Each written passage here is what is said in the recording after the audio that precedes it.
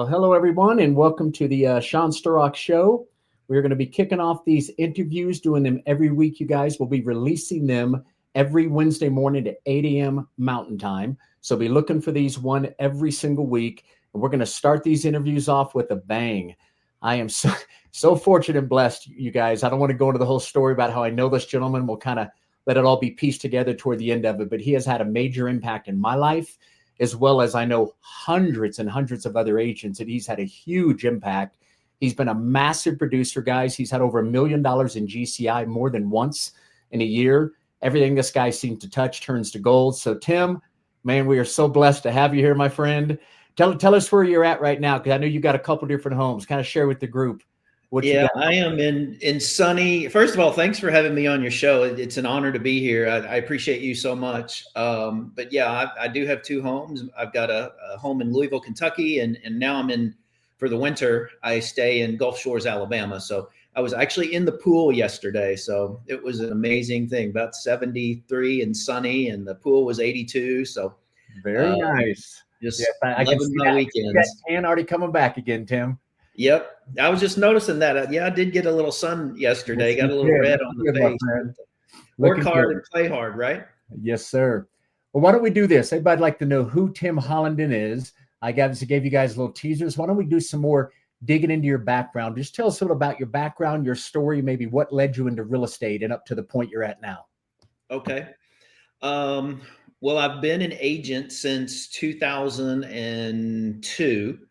So I have a computer science degree. So I had an IT focused career for 20 years prior to real estate, but I always just loved real estate. I'm a former home builder as well. I was doing that when I had my IT company, and I grew up literally walking job sites with my dad. He's now deceased, but he was an architectural draftsman. So I've always liked houses and buildings and the whole creative process of, taking a piece of dirt and putting a mansion on it has always intrigued me. And as a home builder, I can honestly say the agents that used to sell the houses for me made more than I did in profit on the house. So that's probably what got me interested. And I've always been an entrepreneur, and, going through the IT business, and I had 238 employees at one point, and it's just hard to put your reputation on the line with so many other people. I mean, you can only manage so many people, and it's just, you know what, I'm going to work for myself. And what's a fairly expensive asset that I can sell that I could potentially do well with? And I thought of private airlines, private jets. And I thought of houses. I say, well, I can probably sell a whole lot more houses in a year than private jets. So I went the house route. And but been an agent and a broker for, 23 years now. It'd be 23 years this year. But it's been a ride, that's for sure. Been a lot of good times, and I love that no 2 days are alike. Take us, and I'm pretty familiar, you guys, with Tim's story. This is all about him trying to share it with you guys because there's a lot of value he can add. But take us through your early days when you started to have some tremendous success, leading up to the point where you had a pretty big tragedy in your life that, praise God, you pulled through it and so forth. But share with the group.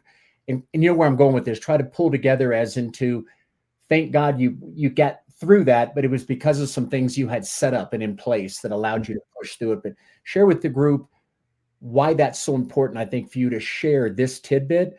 And I'll just say this, guys, we just don't never know what's going to happen day to day. And just, hopefully we're all very blessed and you don't have anything go wrong, but I'm sure everyone's maybe lost a family member or lost a good friend.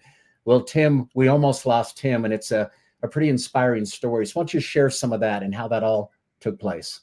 Yeah, thank you. And first of all, praise God for all of that, because I am still here to talk about it today. But I guess right before that, or not right before that, but going back to day one, I worked at an ERA franchise, didn't know to, interview different brokers. I got my license right out of my IT business. And actually I was still in the IT. I started doing real estate on the side and building and remodeling all at the same time. But I worked for an ERA franchise and, had the typical 70-30 split, no cap, didn't know any better. Just, went to ERA because a friend of mine was there and she said, oh, it's a great company. And she was the number one agent in the office. So I literally just followed her because I liked her, and that was fine. So I looked in the rearview mirror one day and I was like, holy crap, I'm giving my broker like $80,000. It was $70,000 to $80,000 a year. I'm like, man, that's a lot of money. Yeah. And so I was recruited at that time by a Remax broker. And of course the typical Remax broker model is high expensive fees every month, but you get a 95-5 split. So I said, yeah, I'm going to do this. And so I left after about 8 years at ERA and went to Remax, and I liked the model so well that a year later I left him and bought my own Remax franchise. It was called Remax Champions, and it's in Louisville, Kentucky. It still exists today. But I grew it to 33 agents, I think, at a peak. We were the third largest Remax in Louisville. And I grew a team. And, thank God for residual income. And my residual income at that point came from my sales team in Louisville. I had 6 agents and myself. And, we did about $60 to $80 million a year in real estate sales. And back when our average sales price was like 175. So it was a lot of houses. Yeah. And of course, the average now is probably double that. But back to the point you wanted me to talk about, I've always been how shall I say? I've always been fairly physically fit. I was working out in the gym every day at my local YMCA, and I noticed a tightness, but it was way up high, kind of shoulder level. And I always started my workout with a 28-minute elliptical routine. So I'm running legs and arms doing this, and so I never thought anything about it because it felt like I was just stretching my shoulders through the elliptical exercise, because about 5 minutes in, it literally would go away. Well, it turns out that was my heart compensating by beating a whole lot faster and pushing the blood through 4 clogged arteries that I had. I didn't even realize it, but thank God, every day I went and had my annual physical, and they immediately said, you need to go get a EKG stress test. And so I did the treadmill with all the things connected all over me, the EKG monitor, and I left, and I'm driving home, and they called me in my car and said, you need to come back. I'm like, what? What's going on? Just come back. We need to sit down and talk to you. So, okay, I did a U-turn and went back to the hospital where I had the test done. And anyway, make a very long story short, I ended up being 80% blocked in all 4 of the heart arteries. And my cardiologist said if I hadn't caught it at the gym, I literally would have died in my recliner because I was 80% blocked in all 4. Wow. And what was kind of a God thing, and I know you and I are both Christians, and hopefully all of our viewers are as well, but I felt like I was called home because I was so physically fit. I ate right. I very modestly drank any alcohol, just basically a social drinker, never smoked, didn't have high blood pressure or high cholesterol, anything. So I'm like, it must be my time. So I got okay with that. In 48 hours, I got my house in order. I did a will. I cried like a baby the night before the surgery because my closing attorney, a real estate closing attorney, wrote my will for me. And he brought 2 witnesses from his office after hours to my bedside to have my will signed and notarized. Wow. And, I could still cry right now I was so touched about that, but it was stressful to go through that in a 2-day period. And I basically planned to die. And obviously I made it. Praise God once again. But that spoke to me in that, we're real estate agents, and we're literally on, or figuratively on, a real estate transaction treadmill until we die. I've had countless friends, realtor friends, die doing this business. Not that it's stressful or anything, but because we don't have retirement. Most realtors, their savings plan, if they're lucky and if they planned, is usually a few rental properties.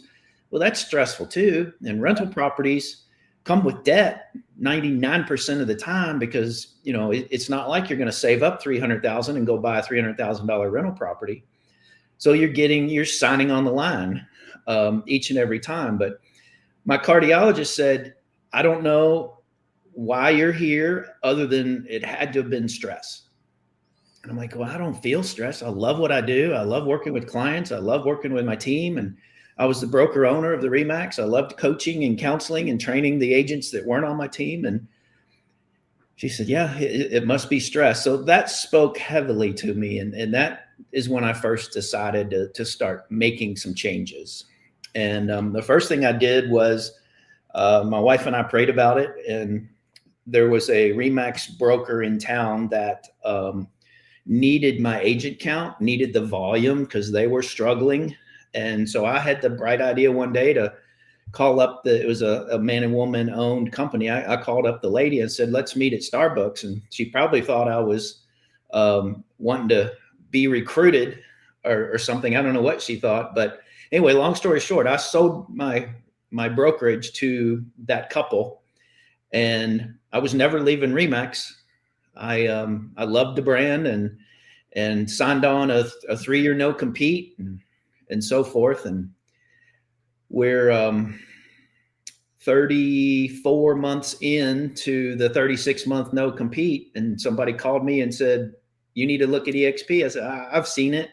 EXP actually recruited me in Kentucky in 2010 when they opened the state of Kentucky. They asked me if I'd consider applying for the broker position for Kentucky. And I was birthing my Remax baby at that point, or, fairly young in that part of my career. And so I just absolutely just cold turkey said, no, have no interest. And probably one of my biggest regrets today is I didn't come for 8 more years. Oh my gosh. Yeah. We may not be having this interview. You've already retired. Yeah. I could have had the stock at 13 cents a share instead of $3 a share if I'd have gone all the way back then. But yeah, it's been a fun ride. And, coming to EXP has been a life-changing opportunity for my career, my family's career. And I've built an organization size that's approaching 300 agents. And I spend a lot of my time. In fact, one of my passions is working with the independent broker owners, because I speak their language. I know how stressful that can be. And I know what it's like to let's face it, right now, we're early 2025 and the last 2 years have been brutal. Mm-hmm. Last year was brutal. And I know, and a lot of brokers don't even realize this, is if they're not financially minded, they don't even realize that if they took their production or their team's production out of their P&L, they're bleeding badly. Yeah. And I talk to hundreds of brokers every year, and just about every one of them said, yeah, if I wasn't selling, they have a brokerage to try to get a little extra coming in to help pay the overhead. And I was not any different. Yeah. My team fed my brokerage. If it wasn't for the Hollinden team, then my brokerage was losing money. It's just not profitable. That's why we call them brokers, because we're broker than the agents. You remind me, Tim, of a story. I won't give his last name so he's not called left and right, but we have a gentleman friend of ours in Dallas, Aaron, who was also a big KW agent for years, top 50 in the United States, spun off, started his own independent brokerage.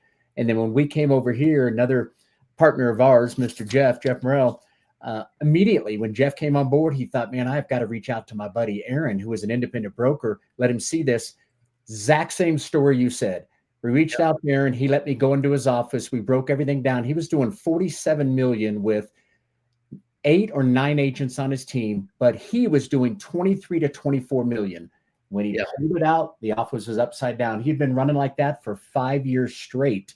Yeah. Looked at the whole model. Same thing you said. Came over here and his whole life has changed. But you've got a lot of education with independent brokerages. So maybe tell us, what would it look like for an independent broker? Kind of maybe the advantages to that brokerage and stuff if they were to partner. And I say partner, right? Because that is the way it is. They're partnering with the EXP without having to really change a lot.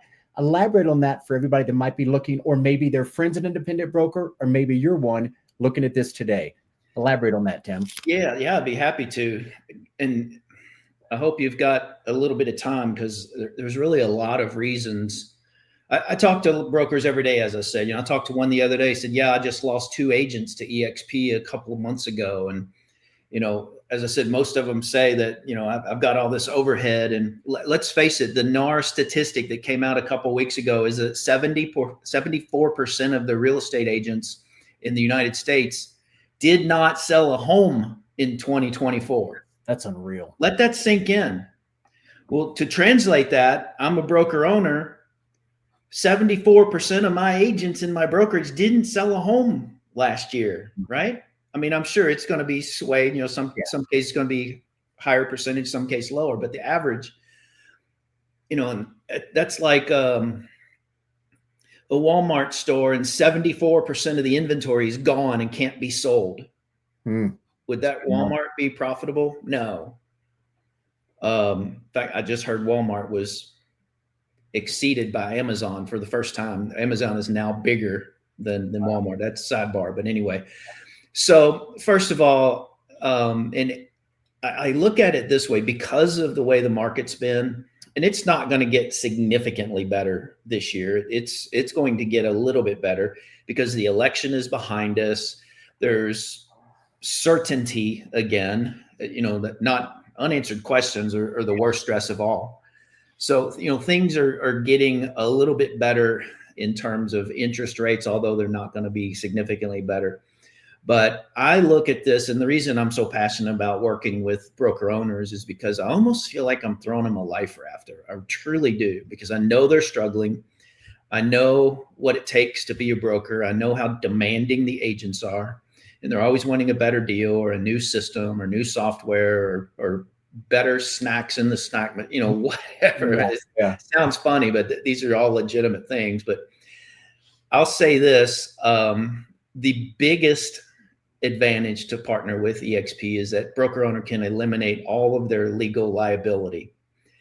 I've heard a story a couple of times now about a broker that had a company and he was sued for $1 million. Wasn't guilty, but it cost him over $250,000 to defend that lawsuit.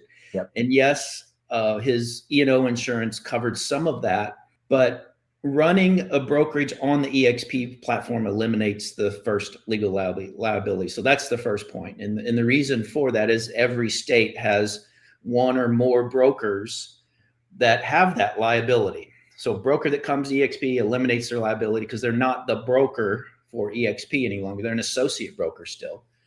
And we all, us brokers, we have big egos. A hard part is, like I even used the term earlier, I was birthing my Remax baby at the time. You get very attached. You have an identity, and the brokers that move to eXp, they can keep their identity subject to whatever their state advertising regulations are. In my case, I was running a team, the Hollinden team, and all I've got to do is say brokered by eXp, and the sizes have to match up with the ad regs and so forth. But they can keep, the ABC team brokered by eXp. So in their market, they're still known as the ABC team, and they would want to keep that. They can essentially eliminate all of the expense relative to the office tasks. And what I mean by that, my wife ran my brokerage for me. I was out selling and managing the team and being the broker, but she did all the administrative. So her salary was eliminated. And she ran all the earnest money deposit accounts. She paid all the commissions. She sent out all the 1099s and the W-2s to the employees, managed the ladies in the office. And that whole position was eliminated. She didn't really want to work anyway, so that was a good thing for her. But that salary expense, and all of those tasks, you also don't have to have the coffee pot anymore, and the water, and the snacks, and the computer systems, and back in the day, the fax machines, and the telephone lines, the internet connections, the office space, the insurance on that office space, the utilities, the cleaning lady, all that cost a lot of money. I mean, I literally on January 1 every year woke up and said, I'm already 150,000 in the hole. Because of the commitments I had as a broker just to the space and the things that came with the space. So the broker can eliminate that if they want to. No, they don't have to. You might be a broker viewer out there on the Sean Sturrock Show right now watching and say, well, I want to keep my office. You can. That's fine. But you don't have to. Yeah. We've been a virtual company since 2009. And we proved it that an office wasn't necessary pre-COVID. And post-COVID, very few companies have many people in their offices anymore. Even before COVID, when I owned the RE/MAX, only 30% of the agents came into the office. And that was only to pick up a check or drop off a file and so forth.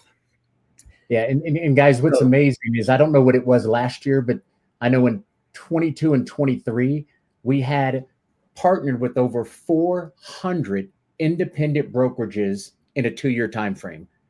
Do the math on that. That is mind-boggling. Multiple independent brokerages are coming on every single week, still are today.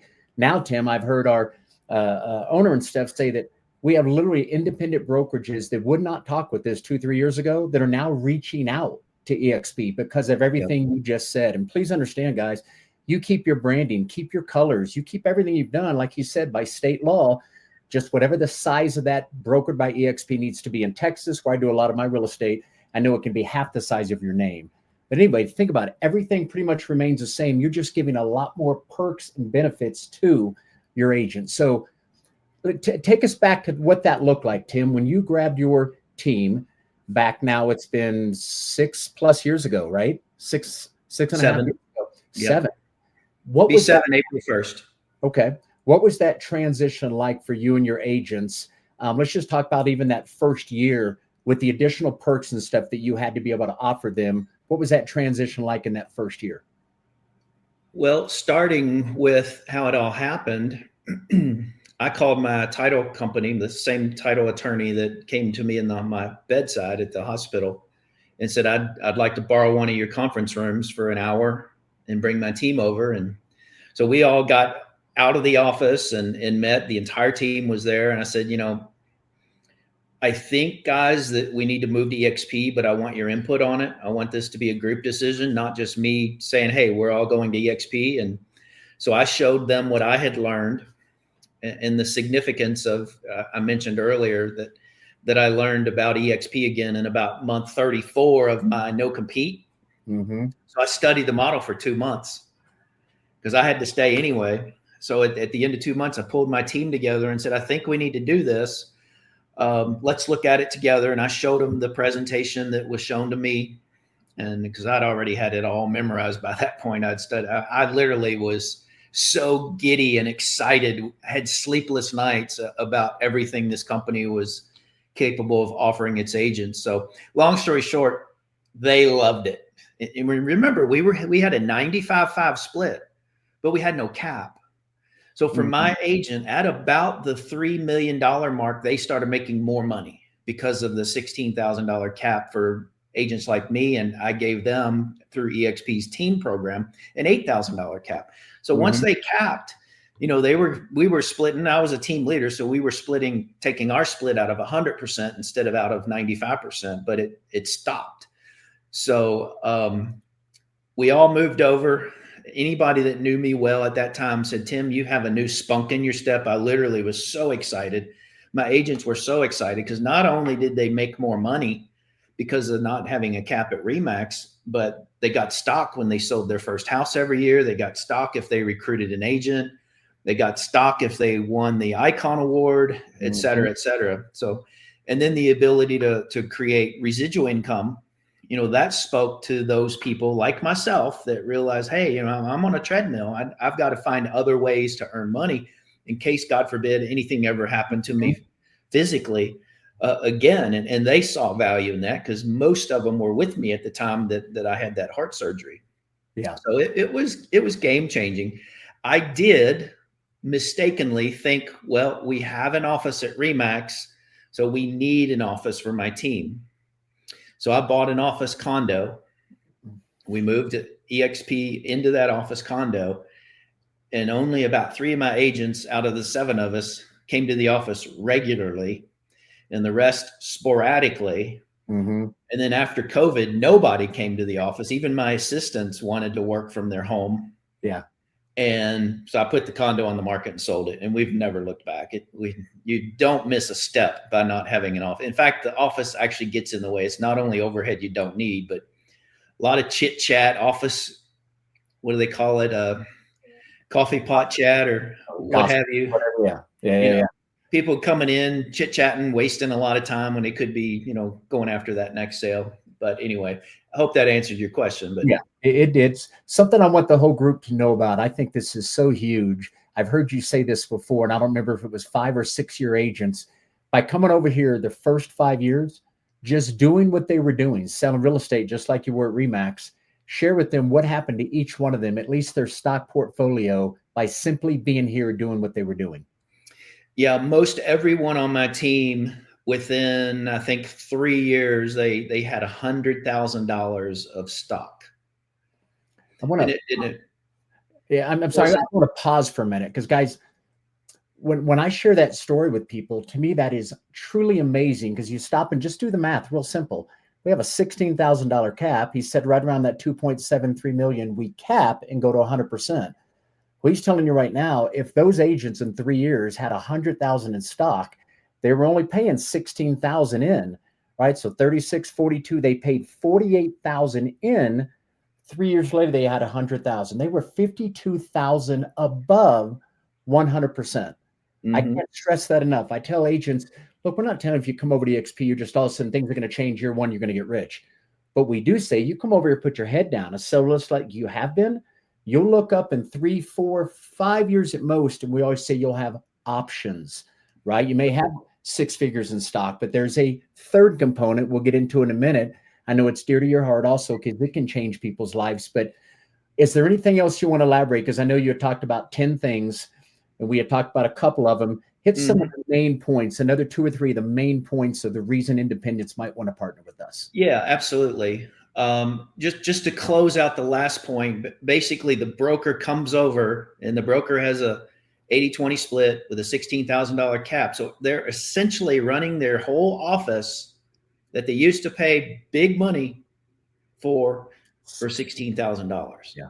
That to me is the game changer. I mean, my wife's salary alone was 4 times that, I think, something like that. And the other administrators and the people that, did other things for the office and because all that's gone. So that's been huge. So eliminate the brick and mortar expenses. We're a much larger organization, EXP is, than their local office was. And for the broker owner, the market's local. So your knowledge comes from your location. At EXP, we learn from people in the 24 countries that we're in. And I'll tell you a quick story. The training that I was ever affiliated with, either through my Remax or through the other 2 brokerages I worked with prior to owning my own Remax, the training came from the smartest man or woman in the room.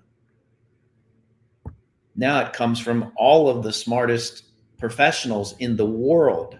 And I point that out because the person that used to do the training at my prior 2 locations would never share their secret sauce because they knew instinctively they were training their competitors in the local office. Now I want to give all of my knowledge to everybody that I can at EXP, because if I can help an agent do more business, help them win, if you will, then the company's winning. And when the company's winning, I'm winning, and all the rest of the agent owners are winning because we own the stock in this publicly traded company. So that's been a huge difference as well. Yeah. And now we're growing locally. I had 33 agents, I think what I said at a peak on my Remax business. And I got an override from 33 agents in Louisville, Kentucky. Now I get an override on almost 300 agents that are in 14 states and 3 countries. And that's way more than my broker split, if you will, when I owned the whole company. So it's just geometrically different in opportunity. Stock awards we talked about, and I want to clarify what we were talking about earlier. We talked about, most of my agents on my team had 6 figures in stock within a few years. And that's for 2 reasons. They get a stock award when they cap each year. They get a stock award when they when they sell their first transaction each year. They get a stock award if they recruit an agent to the brokerage when that agent closes their first deal. But what we didn't talk about is part of that wealth came from, they were given the opportunity to take 5% of their commissions. And this is optional, but you can take 5% of your commissions and buy stock with it at a discount. And because our stock went from $3 a share to today, it trades around $11, $12, something like that. It's 4 times more valuable than when I came to the company. So all that stock I bought for $3 is now worth 12. That's where a lot of that multiplicity came in and in wealth that was created. And the stock market goes up and down.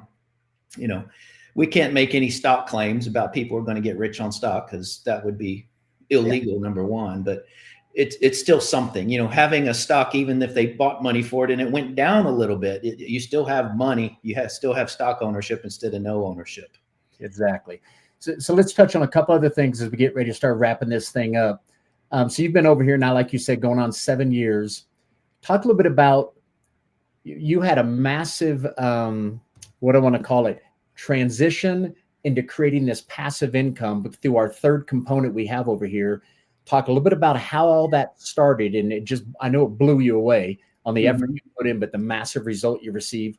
And then how all that it maybe endured itself into the Freedom Team and why we created that and what's been happening there. Okay. Yeah, absolutely. Well, I guess, first of all, I didn't come to EXP to recruit agents. I truly didn't.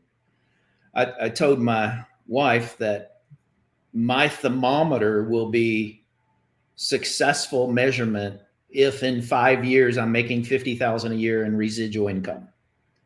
Sean, I blew that away. I don't say this to be brag, just to legitimize the opportunity. I did it in 15 months. 50,000 of extra income that I never would have had at any other brokerage in 15 months. And I wasn't recruiting proactively. I made a Facebook post just announcing I was excited that my team was moving to EXP, and agents in my market started calling me saying, "I thought you were a Remaxer for life. What the heck's going on, Tim? What do you see in EXP that you didn't have before?" I said, "Well, I'll be happy to show it to you. It's hard to talk about, and people started coming to EXP because I was known and liked and trusted in my market. And long story short there, I probably had 40 or 50 agents after the first year. And the fourth quarter of the second year, I told my team, I said, I'm not going to do any sales. All the sales transactions I would have done, I'm going to give them to you. I'm going to take my team leader split. And that's it. I'm just going to focus on attracting agents that I like to our brokerage to see what I can do with it. And Sean, I never went back. I mean, I still sell to past clients that only want to do business with me, friends, family, referral partners that I've always referred to Tim that don't want to deal with any of the other people on the team. But I used to personally sell 30, 40 houses a year, sometimes 50 or 60. And last year, I think I had 5 or 6, just to give you a comparison. Yeah. So, but the revenue share income that we're talking about is what took me from a 33, 4 agent brokerage to a 300 agent organization at EXP that just continues to grow and grow and grow and grow, because you never know what somebody in your organization below you is going to go out and do exactly what you did or even more. And so since we're kind of also gearing this toward independent brokers, if you're out there still watching us, Tim, let them see, because there's a clear difference between growing a traditional team versus growing what I call maybe an organization or a group, and why we formed the Freedom Team, and kind of how that whole thing would work if an independent came over, not only with some of his agents, but if he wanted to bring in more agents, separate those two to let him understand the difference, he or she, between a team and a group. Okay. First of all, most of the broker owners I talk to don't have any sort of incentive for their agents to go out and recruit agents to their brokerage. If they do, it's nominal. It's a pat on the back. It's a Starbucks card. It might be $500 if you really set it up. I used to pay my agents $500 off of the recruit's first closing. So I had no risk in it and paid it when I got it. So it goes back to local versus global once again. I couldn't grow a global organization with a local brokerage, but I can move my local brokerage onto the EXP platform, which is already a global platform. And all of a sudden, instead of 30 agents, there's 300 agents. Not that you're going to 10X everything, because quite frankly, you could 100X you could 2x. But the point is, you can grow a residual income without any of the expenses and just share in the profits that the agents are bringing to the company. And I want to point out that this is paid by the company's part of the split, not the agent that was recruited's part of the split. Yeah. So the opportunity to take a brokerage and go to a large organization is huge. And because, and what you're referring to, Sean, and for our viewer purposes, I mean, Sean and I and 3 other people that we have partnered with have created the EXP Freedom Team. It's because our organization got to be 3,000 agents large. And I feel like a little guy, I'm only 10% of that. But we created the Freedom Team because we've all experienced financial freedom.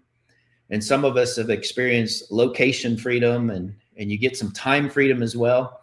So one of our strongest missions is to help the agents in the Freedom Team organization become financially free, time free, and location free.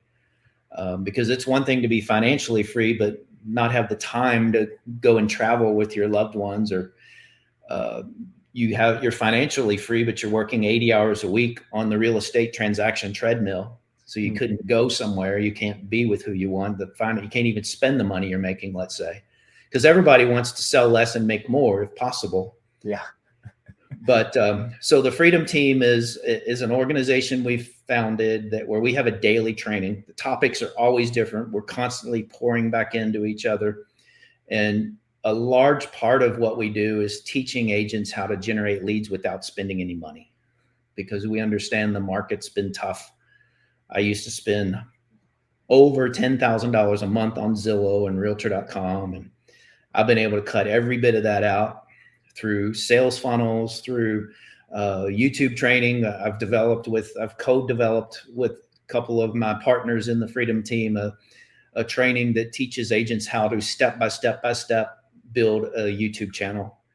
And YouTube is where it is. You put a video out once and look up a few years later, and it's been seen tens of thousands of times, or at least thousands of times. Well, that's one video that was maybe 3 minutes long, but 20,000 viewers have seen it.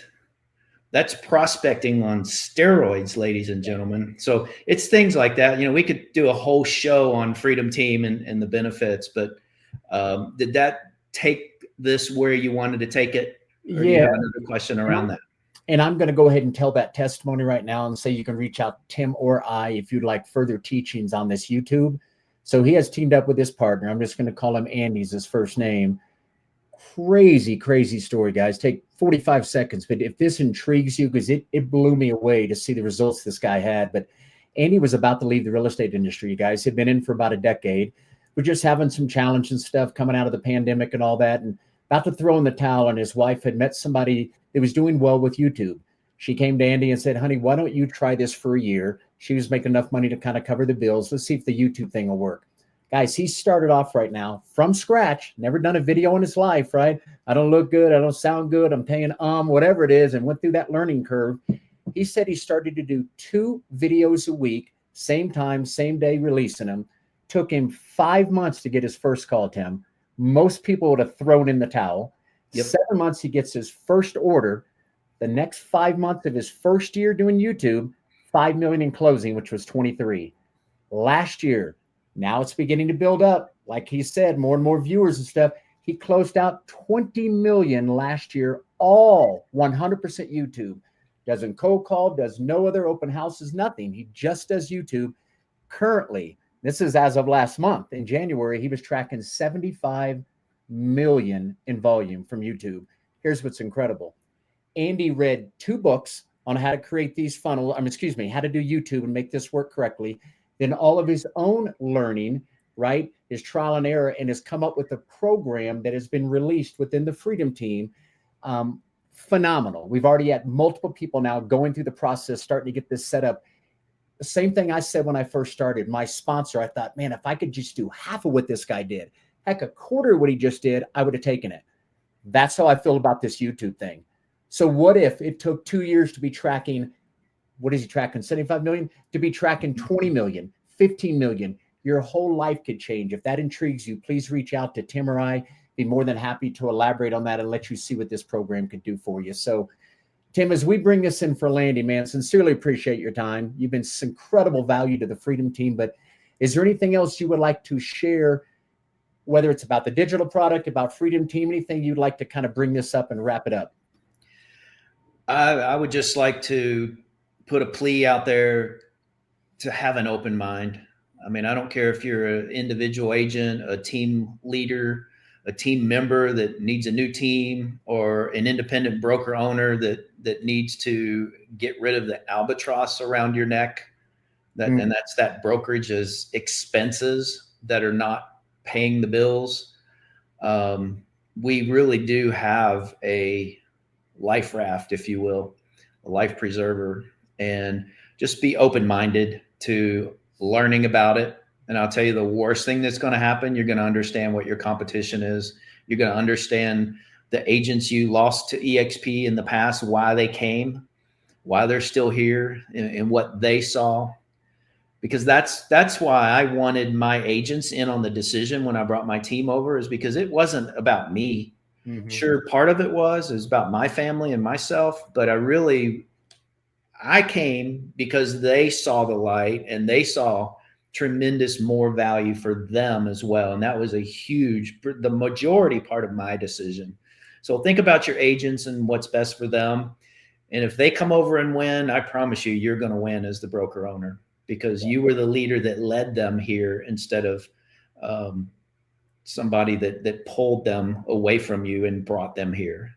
Yeah. So I'll leave it with that. And lastly, Sean, obviously, thank you again for allowing me on your show today. And I want to thank you personally, because if it weren't for you, I wouldn't be here, because I'm somewhere down in your organization and things had to happen above me for me to get the phone call, for me to be open-minded enough to take a look at it. And thank you as one of my Freedom Team partners. Mm-hmm. You've been a phenomenal leader for the 3+ years we've been building the Freedom Team. Now we're 3,000 agents, but thank you. I mean, you're coming up on year 8, I believe. I'm coming up on year 7, and let's just go out and continue to change agents' lives. That's what it's all about. Yeah, exactly. Tim, you're a rock star, man. Again, so blessed to have you be part of this Freedom Team. Thank you for coming on the show. And guys, this video that you're watching right now here on a Wednesday morning that was released at 8 a.m. Mountain Time, we're going to do this every Wednesday. There'll be a new interview being released. Some will be commercial agents, some are ex-brokers, some ex-team leaders, some agents.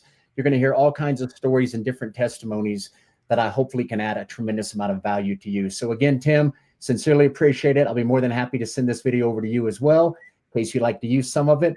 Let's wrap up with our little exit video, guys. And again, thank you so much for attending. We sincerely appreciate it, and God bless. Thank you, brother.